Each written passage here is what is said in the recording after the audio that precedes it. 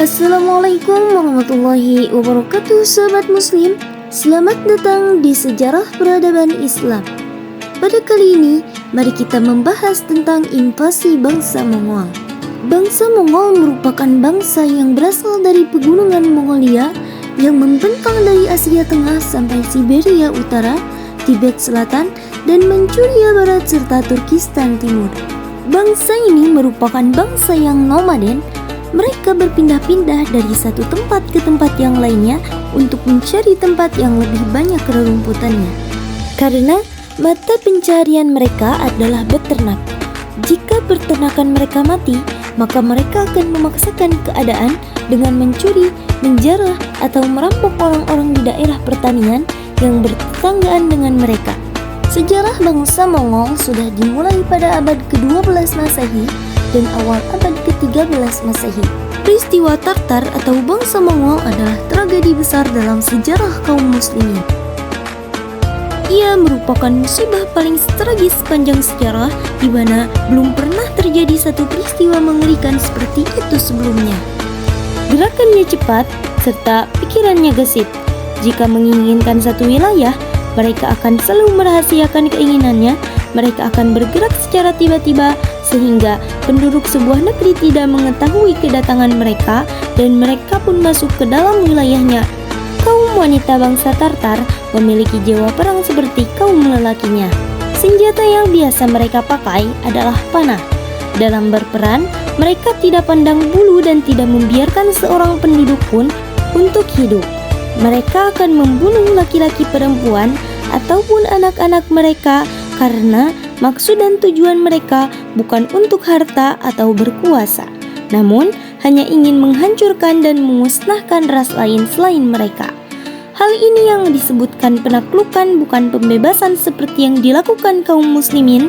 Penaklukan suatu negeri berarti negeri yang ditaklukkan akan dibuat tak berdaya dalam segala bidang, bahkan tidak segan-segan menghilangkan nyawa penghuninya, termasuk penghuni sipil seperti kaum wanita, anak-anak, orang tua. Bahkan para penakluk akan melakukan pengerusakan aset lokal dan digantinya dengan aset atau bangunan peradaban sesuai dengan ciri khas penakluknya. Dan inilah yang dilakukan bangsa Tartar terhadap kaum muslimin kala itu.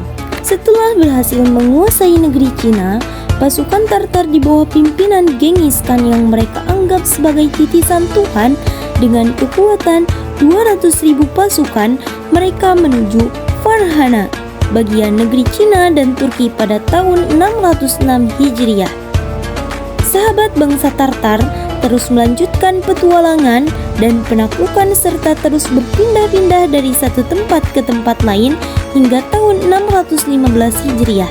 Mereka telah berhasil menguasai Bukhara dan Samarkand di Uzbekistan serta Khorasan di Pakistan. Dalam penaklukan tersebut, mereka membunuh dan menawan banyak orang. Menurut satu riwayat, disebutkan jumlah korban dari kaum muslimin mencapai 2,5 juta jiwa.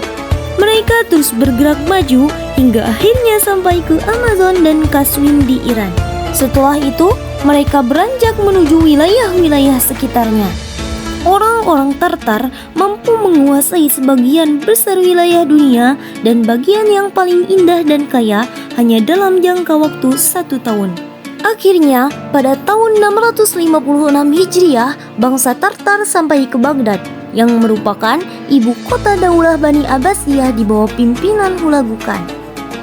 Kedatangan mereka disambut tentara khilafah, namun tentara khilafah kalah dalam pertempuran tersebut. Ternyata pengkhianatan dilakukan oleh sang menteri yang menasehati khalifah agar mengadakan kesepakatan damai karena sesungguhnya dia telah bekerja sama dengan Hulagu Khan. Drama pengkhianatan selalu terjadi di setiap negeri muslim. Sang menteri menipu khalifah, para pejabat, serta utama penasehat khalifah dengan ajakan untuk menghadiri akad pernikahan yang dijanjikan oleh Hulagu Khan terhadap putra khalifah. Maka keluarlah mereka dari Baghdad. Namun setelah berada di luar, pasukan Tartar lantas membunuh mereka. Mereka dibunuh secara bergantian, secara berkelompok. ketika memasuki tempat hula bukan, sehingga tidak ada satupun yang menyadari bahwa mereka sedang menuju lubang kematian. Mengetahui khalifah telah dibunuh, peperangan berkecamuk kembali selama 40 hari. Akan tetapi, tentara khalifah tetap tidak bisa memenangi peperangan tersebut. Bangsa Tartar berhasil memasuki kota Baghdad pada tanggal 10 Muharram. Mereka membantai semua penduduk Baghdad tanpa kecuali. Korban yang terjatuh dalam pembantaian itu mencapai lebih dari 1 juta penduduk, ada yang menyebutkan hingga 1,8 juta jiwa. Mereka juga membakar bangunan perpustakaan Darul Hikmah serta membuang semua buku yang terdapat dalam perpustakaan-perpustakaan ke sungai Efrat hingga akhirnya menghitam karena tinta Baghdad sebagai ibu kota Daulah Bani Abbasiyah takluk. Dan hampir selama 3 tahun dunia Islam tidak memiliki seorang khalifah pun. Negeri-negeri muslim telah hancur dan kaum muslimin di wilayah lain hidup dalam ketakutan. Apabila sewaktu-waktu bangsa Tartar menyerang negeri mereka, sungguh sebuah kepiluan bagi umat muslim pada saat itu.